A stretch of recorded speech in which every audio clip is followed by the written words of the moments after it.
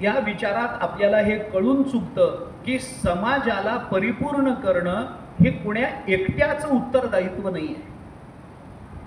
समाजामध्ये राहणाऱ्या भिन्न भिन्न बुद्धिमत्तेच्या, भिन्न भिन्न स्तरावर काम करणाऱ्या आणि ज्यांच्या अंतःकरणामध्ये समाजहिताच्या भूमिका अगदी सूक्ष्म रूपानं का होईना आहेत, त्या सगळ्यांचं हे उत्तरदायित्व आहे.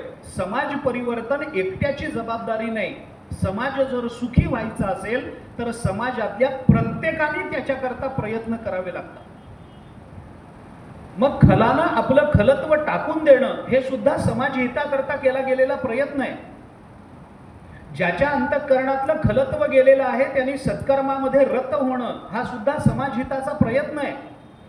ज्यांचं खलत्व गेलंय त्यांनी सत्कर्मामध्ये प्रवृत्त व्हा. जे सत्कर्मामध्ये प्रवृत्त झालेले ते जर पुढच्या टप्प्यावर गेले असतील तर त्यांनी भूत